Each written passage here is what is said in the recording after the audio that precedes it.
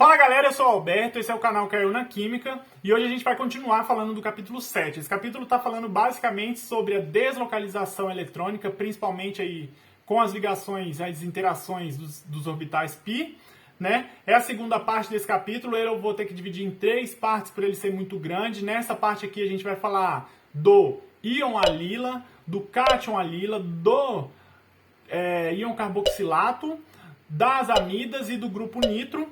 Se você não conhece o canal, se inscreva, deixe seu like aí. Eu vou deixar aqui também na descrição cada parte do vídeo que tem aí todos esses tópicos que eu falei. Se você quiser, estiver procurando apenas um aí, você pode já pular direto, mas é legal você assistir o vídeo inteiro. Me dá essa força, se inscreva, um abraço e bora pro vídeo!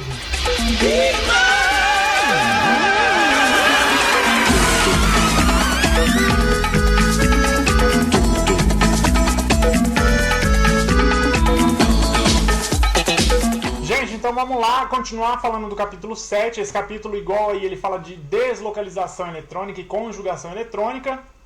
E nessa parte de hoje aí, nessa aula de hoje, a gente vai falar sobre a conjugação de sistemas abertos e de ânions e cátions. Primeiro a gente vai falar do ânion alila. O que é o ânion alila? O ânion alila, quando a gente olha aqui, ó, é como se fosse uma molécula normal, um hidrocarboneto, que perdeu um hidrogênio para uma base. Quando ele perde esse hidrogênio para essa base, ele fica com um par de elétrons sobressalente aí.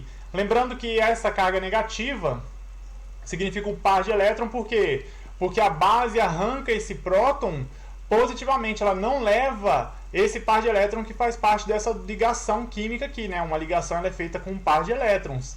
E ela não leva essa ligação, e por isso esse negativo é o par de elétrons. E isso é um ânion chamado ânion alila aí. O que acontece? Quando a gente tem essa transformação, vou deixar bem no centro da tela aqui, quando a gente tem essa transformação, o carbono ele já passa de um carbono com hibridização sp3, com uma geometria tetraédrica, para um carbono com hibridização sp2. O que essa hibridização sp2 aí ela vai fazer? Quando a gente fica com essa hibridização sp2, a gente vai ter aí na molécula um orbital p puro, porque lembra que sp2 você tem 3 orbitais p.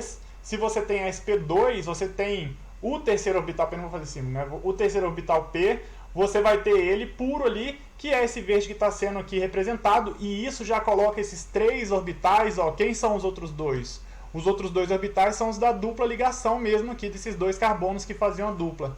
Já coloca esses 3 orbitais, todos os 3 alinhados, e isso daí vai gerar essa deslocalização eletrônica, que é o que a gente está comentando nesse capítulo 7, né? Se a gente falar aí, a gente tem então 1, 2, 3 elétrons, né? 3 ou 4? 4 elétrons, né? 4 elétrons, porque são 2 da negativa e 2 da dupla aqui, um de cada carbono.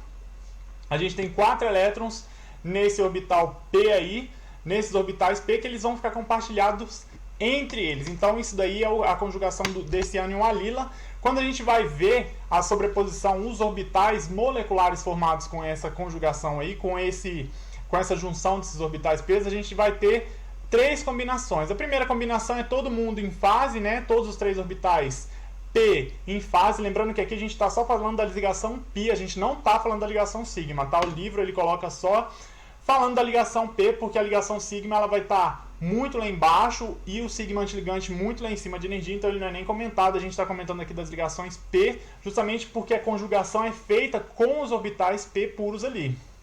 A gente vai ter o psi1, que vai ser todo mundo em fase, o 2 vai ter um nodo aqui, né, no carbono central, isso daqui é importante, a gente vai ver depois, e os carbonos da extremidade com esse orbital P, com orbital molecular aí, não é nem orbital P, né, é um orbital molecular fora de fase. E a gente tem o psi3 aqui, que é todo mundo fora de fase. Se você olhar, o primeiro carbono está fora de fase com o segundo, que está fora de fase com o terceiro, e a gente tem 2 nodos aí, né, que são as regiões que não são encontrados os elétrons aí. Quando a gente faz o preenchimento aí, os 4 orbitais, são 4 mesmo, né?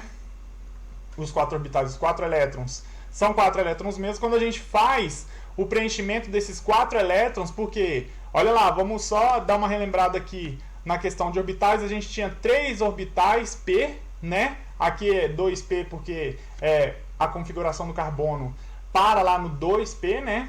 um S2, 2S2, 2P alguma coisa. Você tinha 3 orbitais 2Ps e eles estão se combinando. E a gente tem 4 elétrons, um de cada carbono ali e 2 elétrons da carga negativa. Lembra que a carga negativa representa 2 elétrons nesse caso. Então, aí preenchendo no nível de energia, todos alinhados, fica no menor nível de energia, Psi1, então você tem uma estabilidade. O Psi2, basicamente, ele fica na mesma reta aí dos orbitais, de energia desses orbitais. Você preenche ele. E o Psi3 seria o antiligante aqui. Você não vai ter o preenchimento e ele é chamado de LUMO, né, que é o orbital não ocupado de mais baixa energia. O Psi2 aqui vai ser o HOMO, que é o orbital de mais alta energia. E a gente vê que esse composto que foi formado, então, esse ânion alílico aqui, ó, este composto, o ânion alila, ele é mais estável do que o composto que estava antes. Por quê? Justamente por essa conjugação, por essa combinação dos orbitais. Se você juntar, por mais que mesmo esse daqui esteja na mesma direção de energia aqui dos orbitais P antes de fazer a combinação do orbital molecular, a combinação dos dois ali, a ocupação desses elétrons com o Psi1 ali, vai gerar essa estabilização, tudo bem? Deixa eu só esperar dar essa destravadinha, pronto, destravou. E aí, aqui é o que a gente falou, né? A densidade, quando a gente olha a densidade eletrônica desse composto, né? Aonde que estão os elétrons nesse composto?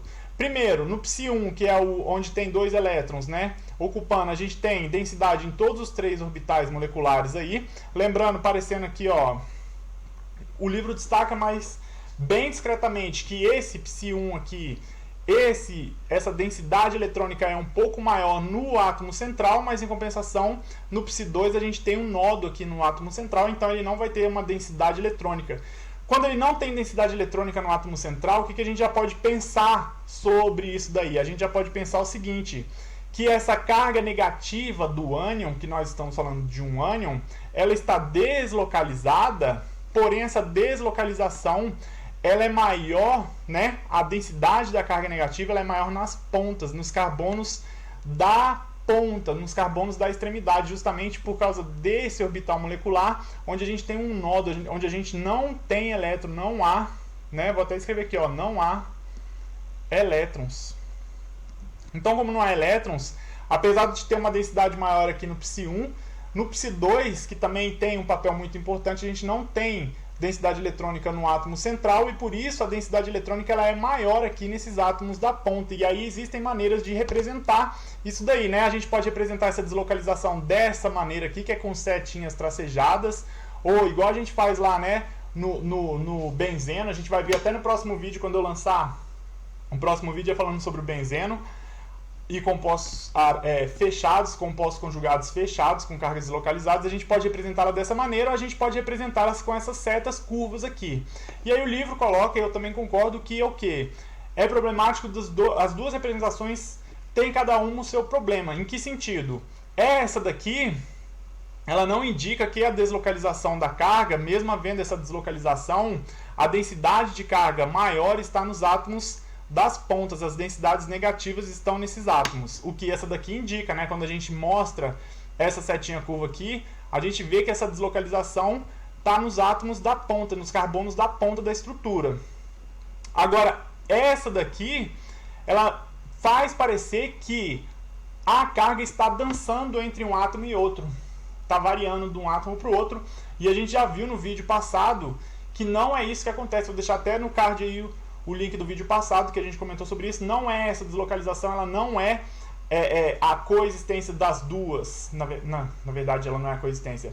Ela não é a carga pulando de um lado para o outro.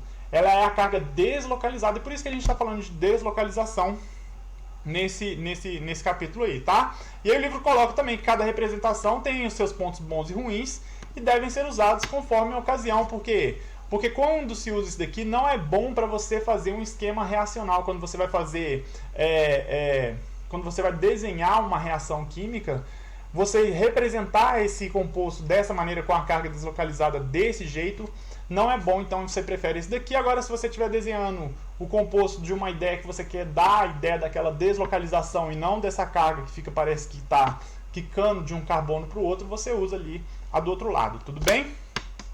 Como que eles... Isso daí a gente consegue ver essa carga negativa, ela ela pode ser comprovada através do espectro de ressonância do carbono 13. Como? Olha lá, se a gente olhar aqui, ó, o propeno, que é o composto normal aí, né? O composto antes de formar o ânion, a lila, ele tem as deslocalizações no carbono 13, tá? De 116 ppm e 134 ppm. Aqui são regiões aqui próprias de carbono sp2 mesmo. E o carbono sp3 aqui, ó, 19,5 ppm. Ele está bem blindado. Se você não sabe aí, eu acho que eu tenho um videozinho falando sobre ressonância magnética. Eu não lembro se é sobre carbono, mas sobre hidrogênio, mas a teoria por trás é a mesma. Quanto maior a densidade eletrônica ali, mais blindado, menor o deslocamento que ele vai ter. Então aqui a gente está em 19 ppm e meio, típico de carbono sp3 mesmo. Quando se forma o ânion, a lila aqui, ele ainda está conjugado com lítio, né? Ele está formando como se fosse um composto iônico aí, não vou falar organometálico, mas tá com metal e tem um composto orgânico aqui. Essa deslocalização, olha lá para onde que passa aqui, ó.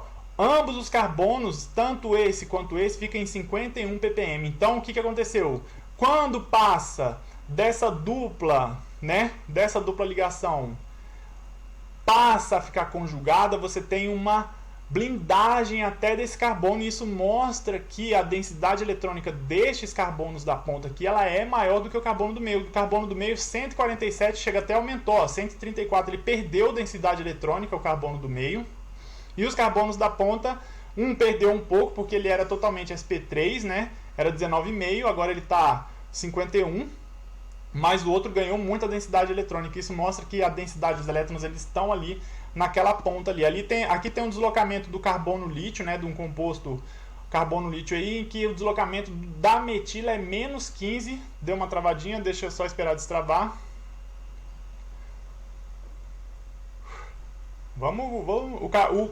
O deslocamento da metila aqui é menos 15 ppm, ou seja, ela está muito blindada justamente porque o lítio é um composto bastante eletropositivo e ele doa essa densidade eletrônica aí para essa metila que fica blindada e fica menos 15 ppm. Então, você vê que a presença do lítio aqui também faz com que esse carbono ele sofra uma blindagem bastante que deve ser levada em consideração, mas o principal aqui que o livro quer mostrar é que o quê?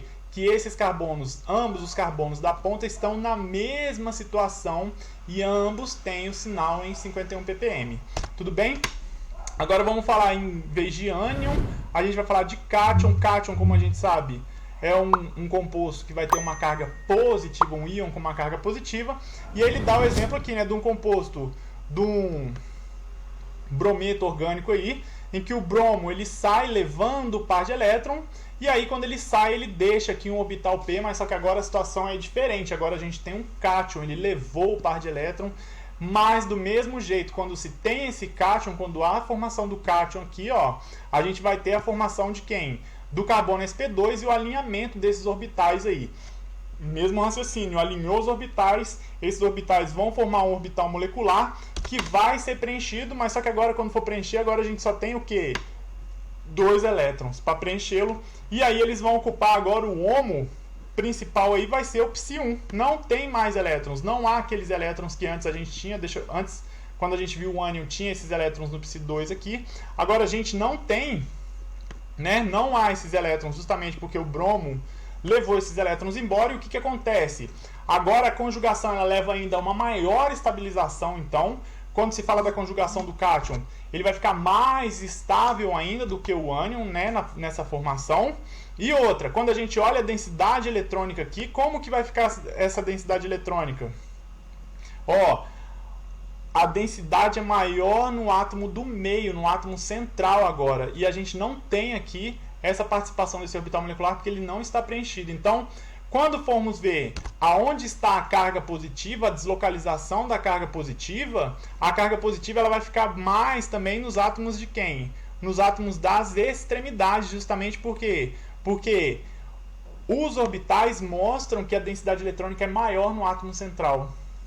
Agora, a densidade eletrônica ser maior no átomo central leva essa carga positiva a ficar maior nos átomos das pontas aí. Quando a gente olha aqui, o mesmo esquema, né? A gente pode representar isso de duas maneiras, daquela primeira maneira lá, que é mostrando essa deslocalização, ou a gente pode mostrar através aí das setas curvas, alternando aí, mas lembrando que isso daqui não é que existe uma carga positiva aqui e uma carga positiva aqui. Essa carga positiva ela fica dividida entre esses dois carbonos, principalmente aí, é onde estão essas maiores densidades.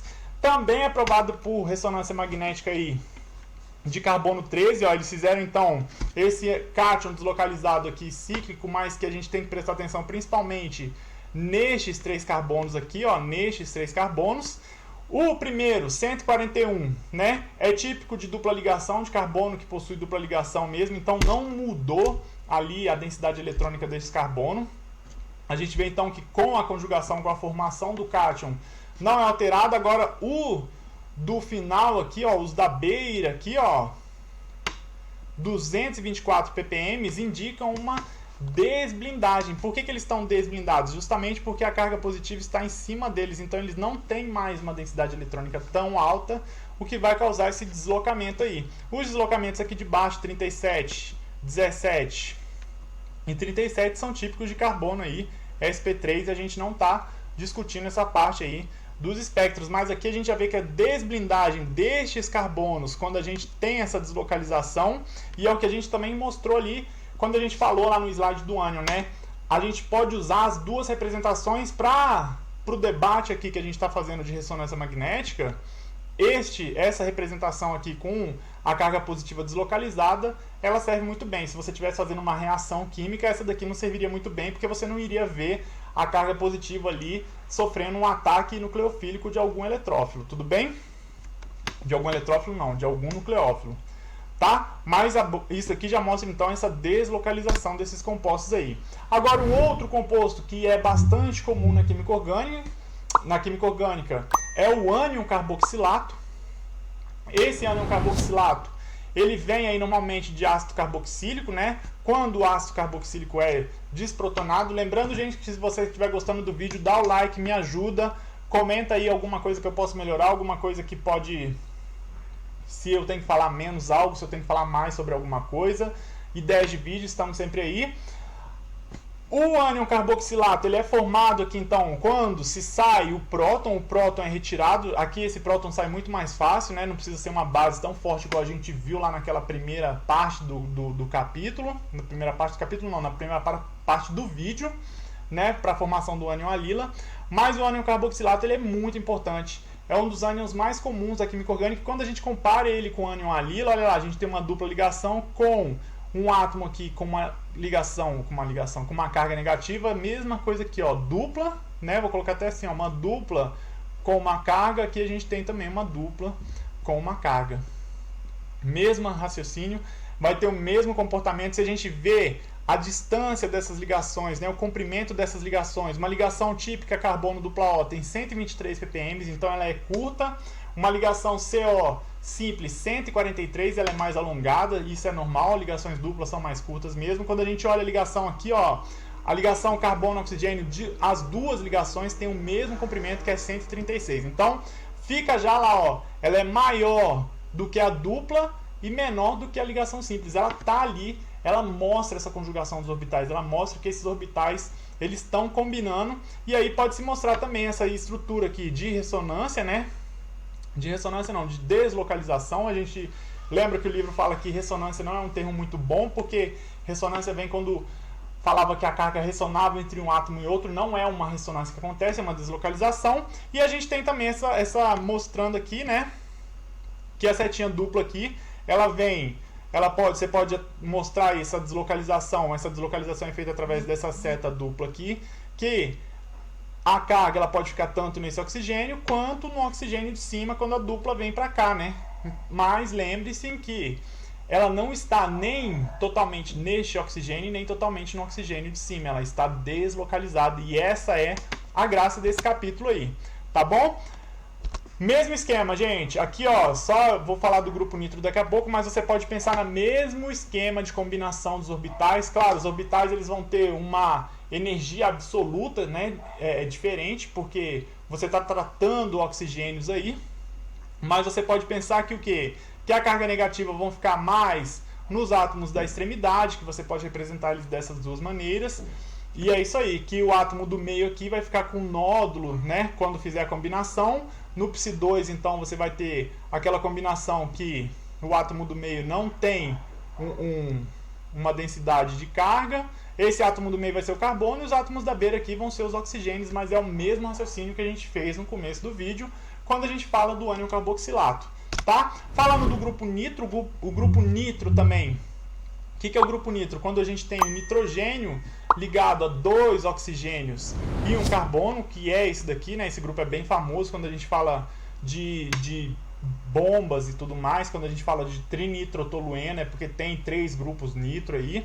Esse é o grupo nitro, um nitrogênio ligado a 2 oxigênios. Esses oxigênios aí, né? Aqui são 2 maneiras que você pode representar essa ligação.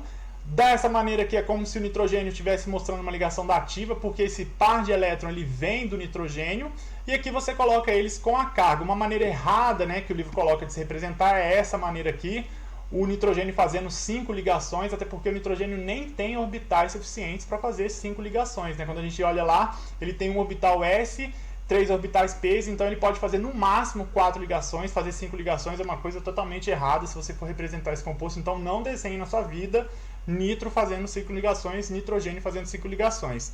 As 2 ligações carbono-oxigênio, elas são iguais nesse caso aqui, e a gente, como já está vendo nesse capítulo, a gente já pode imaginar por quê, né? Porque vem essa dupla para cá, sobe para lá, mesmo esquema que a gente já acostumou a fazer ali no ânion alila, né? Mesmo número de elétrons do íon carboxilato, o mesmo esquema que a gente estava vendo, né? Então a gente tem 2 elétrons aqui dessa ligação, com mais 2 aqui da ligação dupla, a gente tem 4 elétrons. Tudo bem, eu estou contando 2 aqui, tem a carga, mas lembra que é porque essa ligação ela é dativa.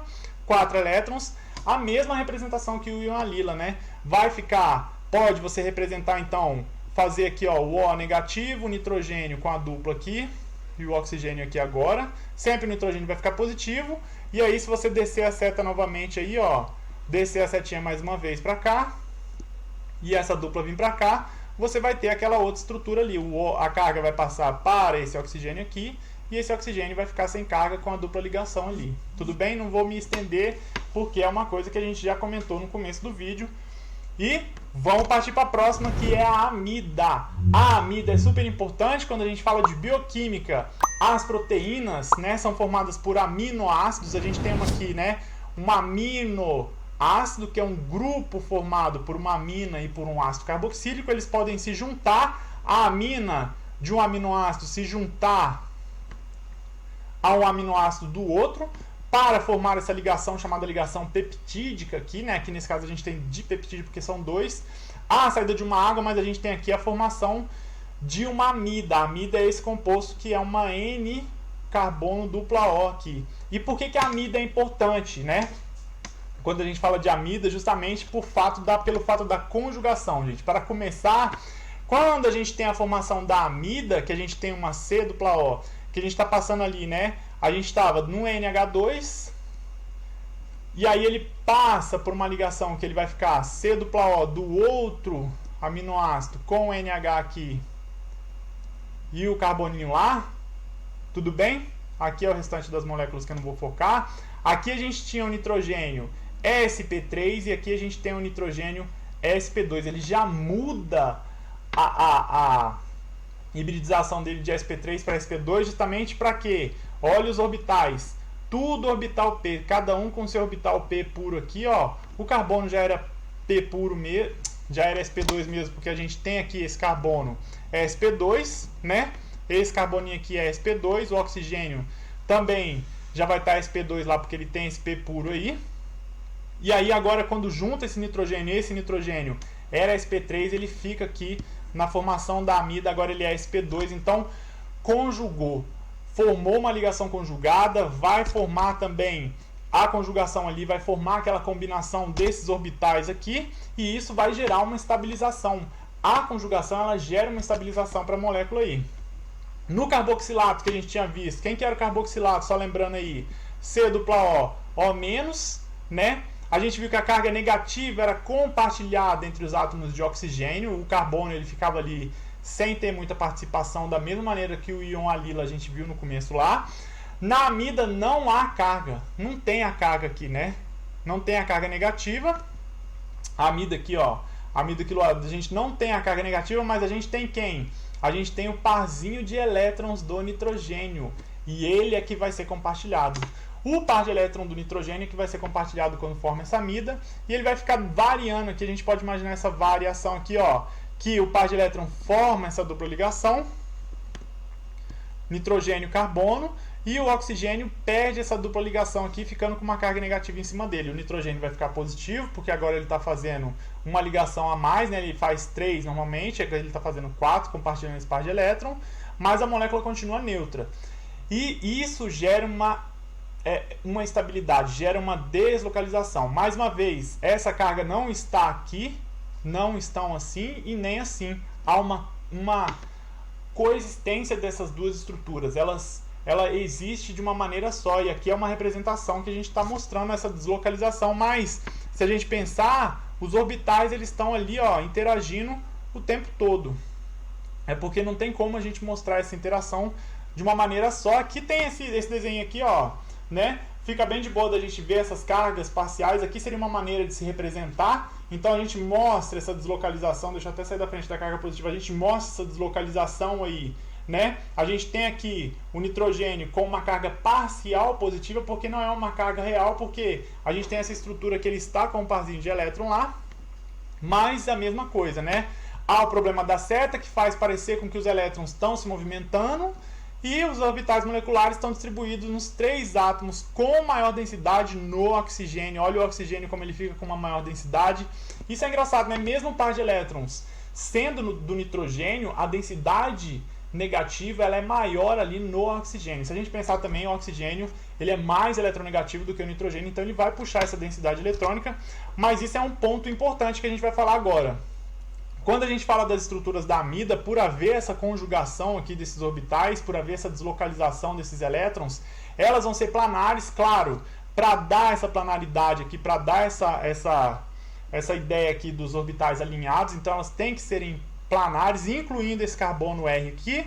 O par do elétron, deixa eu fazer um tracinho aqui, o par do elétron não ligante do nitrogênio é deslocalizado para a carbonila, igual a gente falou, então o par de elétron, ele pode ser deslocalizado para a carbonila aí. A ligação carbono-nitrogênio é encurtada, mesma situação que a gente viu ali nos outros lá, né? Que ela fica num comprimento que não é nem de dupla e nem de ligação simples. Ela está ali no meio termo justamente porque existe essa conjugação, ela não é nem uma dupla nem uma simples, na verdade, se a gente pensar, né? E significa aí que não rotaciona, essa ligação não rotaciona. No próximo slide eu vou falar sobre o espectro do carbono 13, que eles fazem um experimento bem legal e mostra essa rotação aí. O oxigênio é mais eletronicamente rico que o nitrogênio. Claro, igual a gente falou, olha o tamanho da densidade eletrônica do oxigênio aqui. E é esperado por isso ser o sítio do ataque eletrofílico. Quando você tem um eletrófilo, então, que está procurando ali, né, algum nucleófilo, você vai ter o ataque desse eletrófilo no oxigênio, justamente porque o oxigênio que tem a carga negativa mais evidente em cima dele. Isso é importante quando a gente for falar de outras reações mais lá para frente. E a amida como um todo é mais estável devido à deslocalização.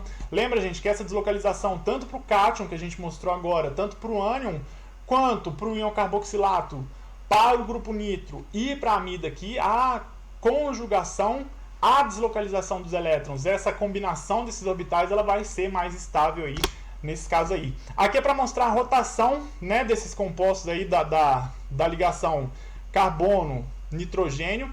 Parece uma ligação simples, né? Quando a gente fala de ligações simples, a gente imagina que essa ligação ela pode rotacionar.